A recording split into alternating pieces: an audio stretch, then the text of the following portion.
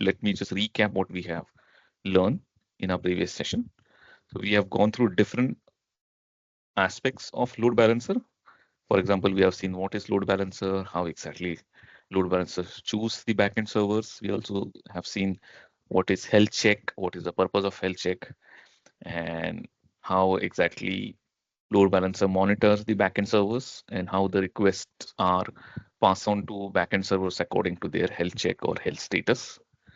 Then we have also seen where exactly we put the load balancer. It is not just from the front end layer, like the front layer between user and the web tier, but it is also at the different places of your backend layers as well.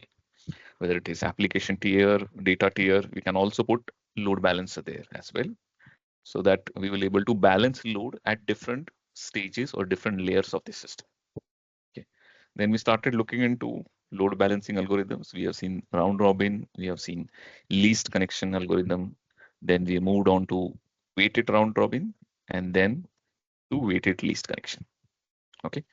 So what is today's plan is we will look into further algorithms so that we will have a better clarity on that how exactly this algorithm works and what are the different scenarios where these are applicable. We'll also see some examples for this.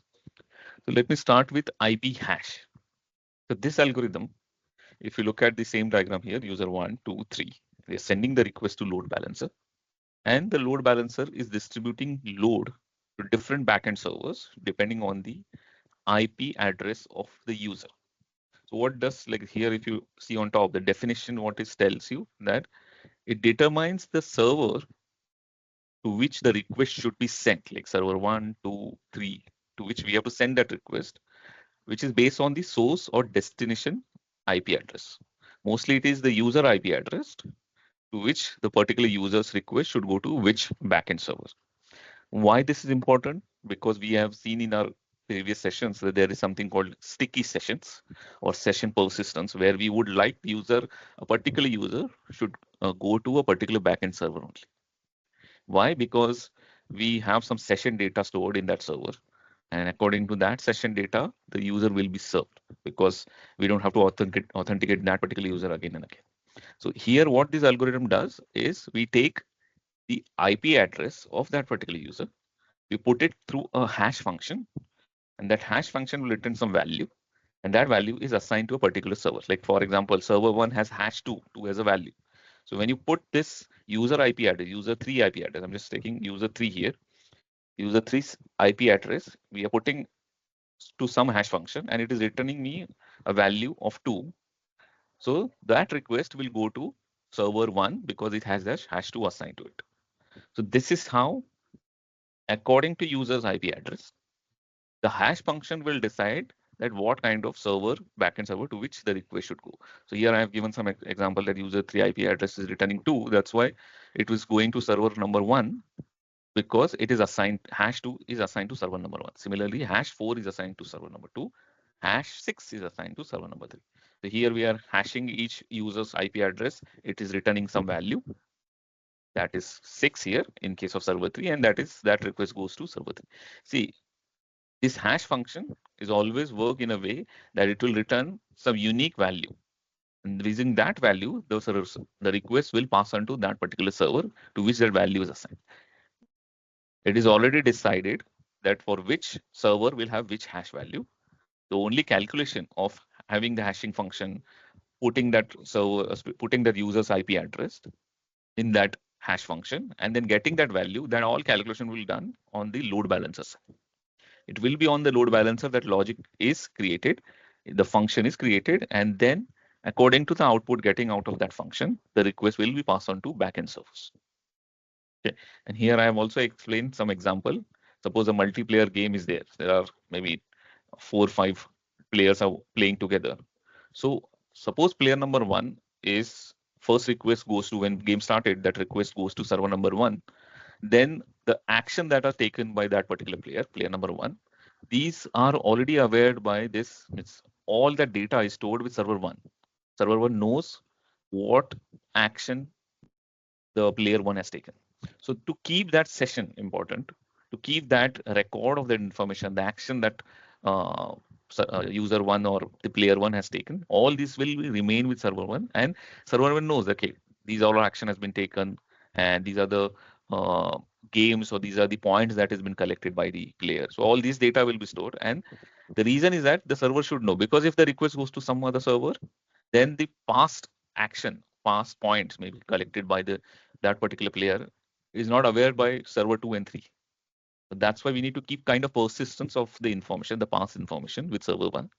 That's why these kind of session persistence is necessary, and that will be done through the IP hashing. Okay. So here I mentioned in blue, maintain session persistence, which is useful for application to require continuous connection with a specific server. So that is more important. And it also, this kind of algorithm also helps you to distribute load evenly if the hashing function keep on serving the right hash number, and according to that, the server will be, means the request will be passed on to backend servers by the load balance.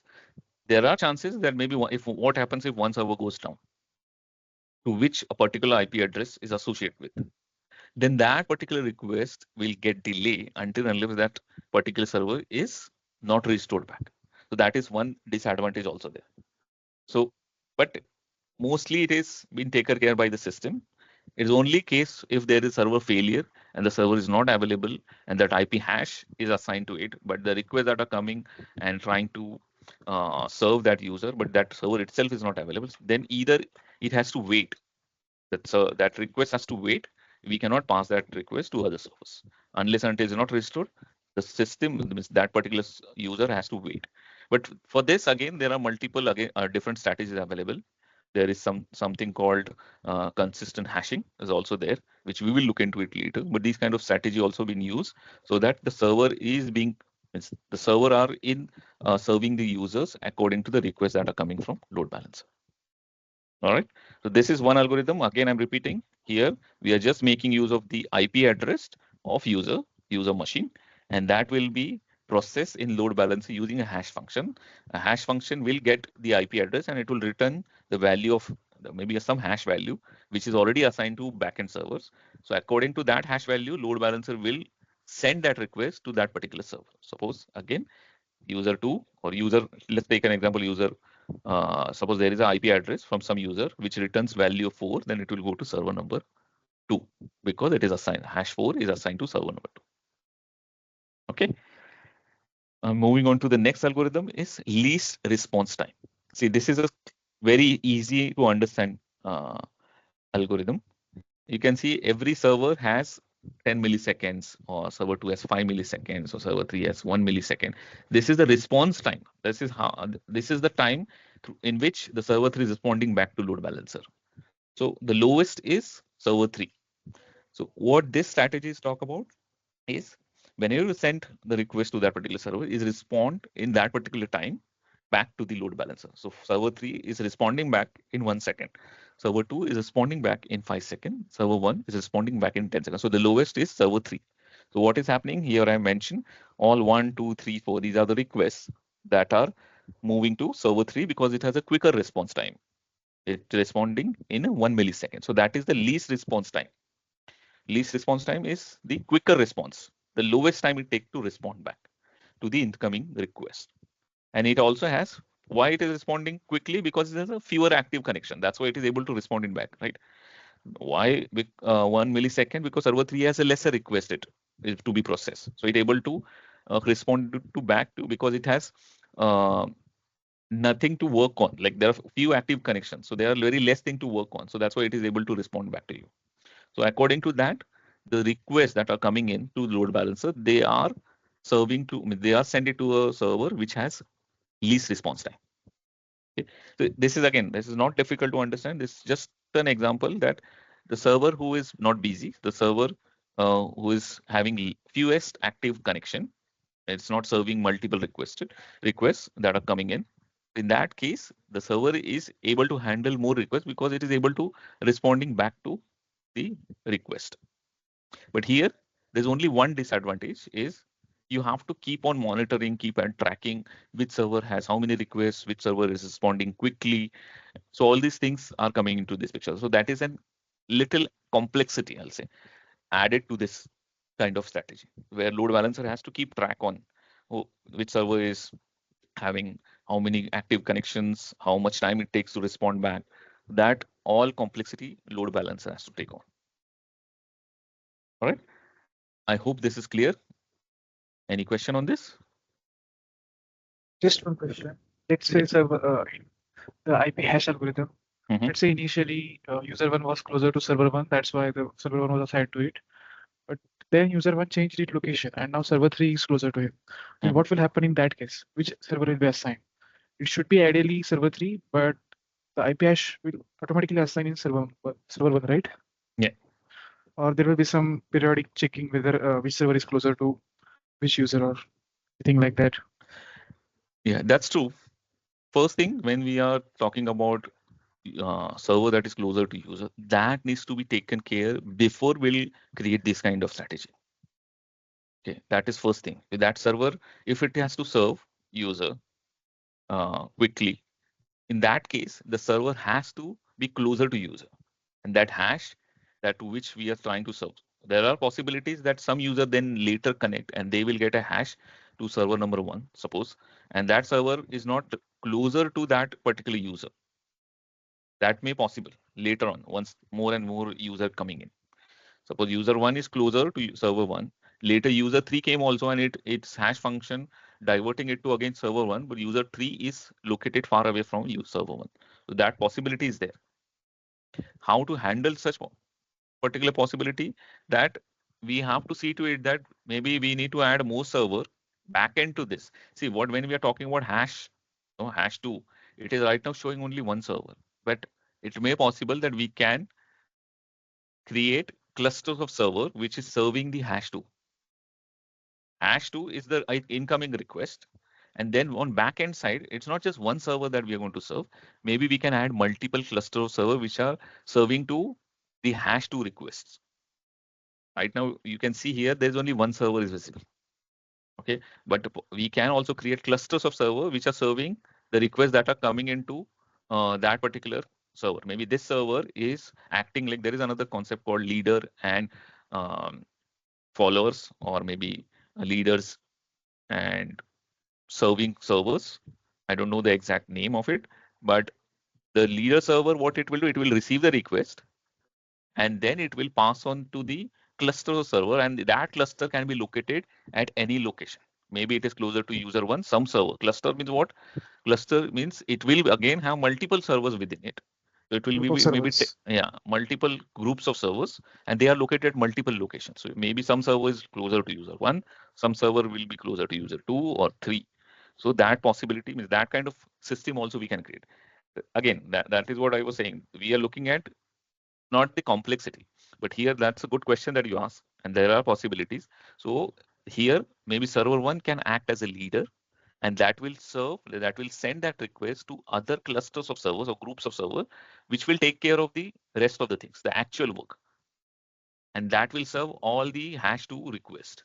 Maybe server 2 also will be a leader for cluster of server.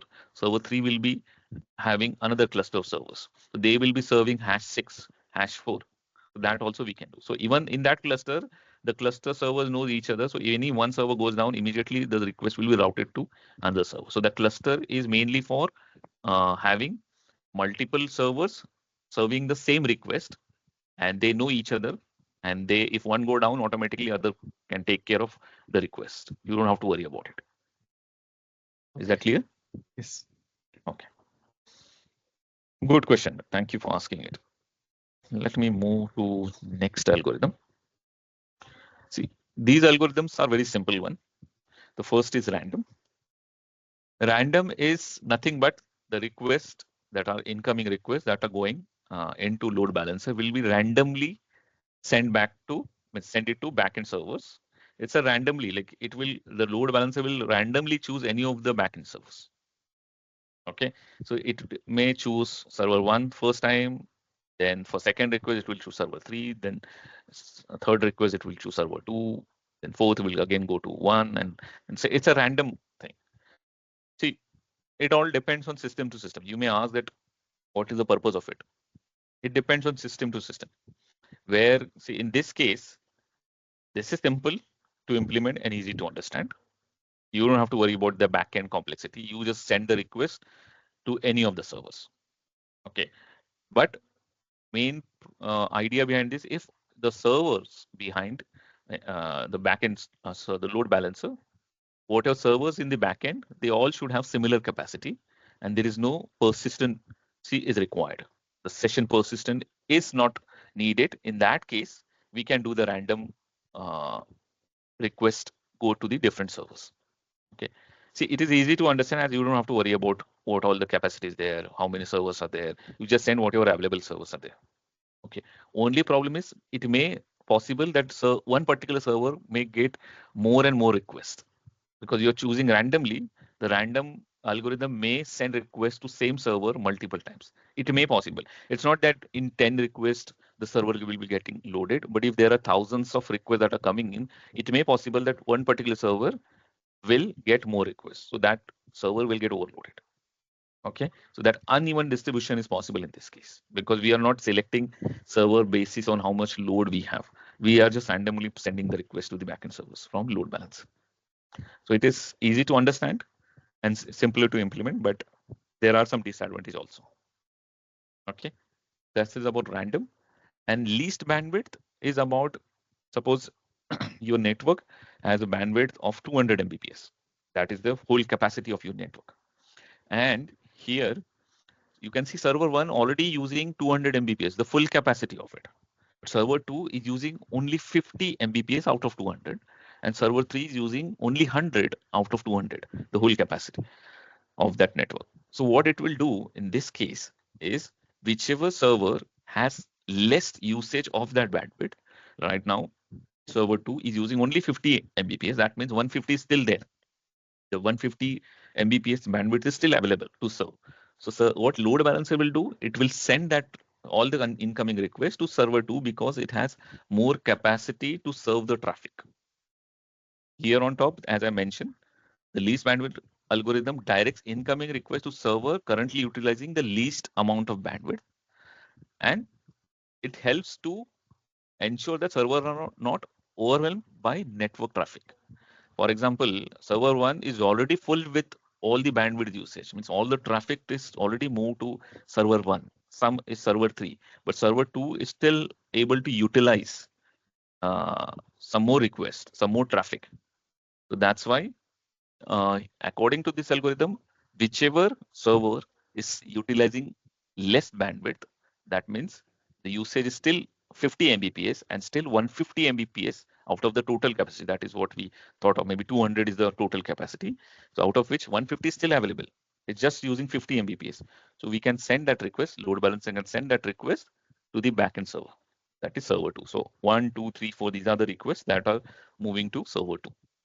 Again, here there's, because the servers are having different usage of bandwidth, that's why we are sending. But again, here also the complexity is that you have to keep track of what kind of bandwidth usage is there, like how much bandwidth usage done by server 1, server 2, server 3. So you have to keep on monitor and track those, and accordingly load balancer has to make that decision, that looking at backend server, which server has already used how much bandwidth, and according to that load balancer will make a decision to send that request to a particular server.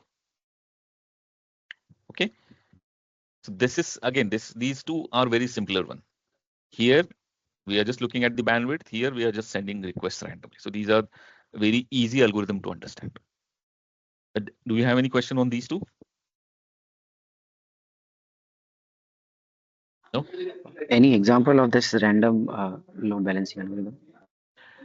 Mostly this kind of random approach, no one takes because there are a lot of disadvantages. The reason is one particular server may get overloaded. If it goes down, what happens to those requests that are serving to that server? And it is also prone to some kind of security threats also. So mostly random, no one choose. They usually go with other strategies. But I mention here because when we are having a system which is not serving thousands of users, in that case you can use random because it is simpler. Okay, but there is no specific example. I don't remember it, but mostly people don't go with random. Okay. All right. Let me move to the next important topic. See, we have seen all the load balancing algorithms, and see, possibly after this, maybe you create your own custom algorithm as also. Maybe custom, maybe it is mixture of multiple algorithms. Maybe somewhere use least bandwidth and in combination with maybe round robin or weighted round robin and all those things. So that combination also possible, but that you can call it as a custom one, which is specific to a particular need of a system. So that is also you can do. Okay, that possible. So I have not mentioned any custom here, but custom also you can create. Okay. And this is again, this we have seen already in, we have discussed this, that a redundant load balancers. Why load balancers? I'll let you know. But load balancer is prone to single point of failure. If there is only one load balancer and if it goes down, what happened to the incoming request? What happened to the response that are going through it to the users? This is a single point of failure, a load balancer is. So to overcome this, what we do is we add one more load balancer and we create a cluster. Just now we discussed about cluster. Cluster means there are multiple load balancer or web servers in a single group. It's a group of machines. So what we are doing here for load balancer, we are adding one more passive load balancer. What it will do, like they will, like the load balancer will monitor health of each others. Even active will look at the passive, passive will look at the active. The reason is that they should be able to serve the incoming requests, but active will be getting all the requests and it is passing back to backend server. And passive is just looking at, okay, how much load is there, whether load balancer is working fine or not. And even active will look at passive because it has to make sure that passive is also available. If it is failed, then definitely we have to replace with a new load balancer, even in case of passive. Main idea behind this is that passive is already ready to take on active responsibility if active goes down. Active load balancer goes down. So they have similar capacity to serve whatever incoming request. So they will configuration will be same, but active will be serving actively to the incoming request and sending it back to the backend server. Okay, and if anything happens to active, immediately passive will take care of all the incoming requests. It will immediately turn on and it will start serving the incoming request. Okay, so it has to take over whatever active responsibility is there. And meanwhile, the another so a load balancer will be kept in place as a passive. So passive will become active, and immediately another passive one will be kept at this failure load balancer place. So I hope this is clear. There are chances. I'm saying there are chances that there are not one active and one passive. There are multiple active and passive load balance also will be there. So because we are calling it also cluster, it is not just cluster of two. It may possible there are cluster of four, cluster of six, any number of depend on system to system. Okay. See, cluster is a topic that we will discuss in detail. But when we talk about web server one, it may possible that web server is not just one single server. It may possible that uh, it's a kind of server which has backend many multiple cluster of servers. So that cluster is made up of multiple machines, whether it is for load balancer, whether it is for web servers, whether it is for databases, or whether it is for application servers. So that cluster is made up of multiple machines and they work together as a group. And anything that goes into that cluster, it will be distributed among multiple servers in that cluster. So anything goes wrong, they automatically take care. Okay, so here what we're talking about is we are putting two load balancer, at least for this example. One is active, another is passive. Active will be serving for incoming request and it is sending back to the backend server.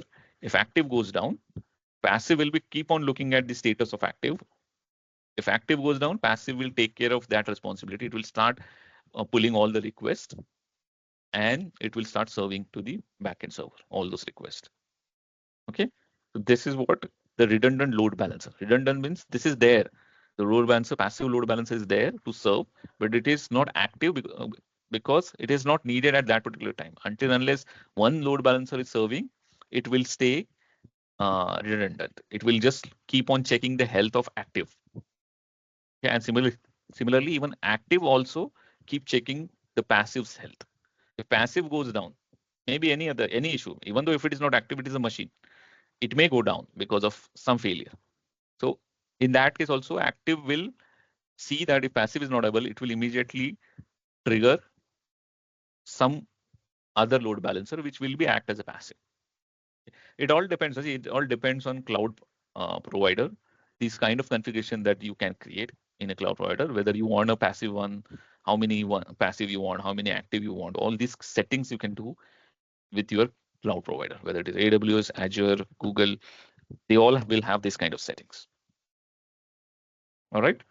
So any question on this? If not, then I would like to stop here.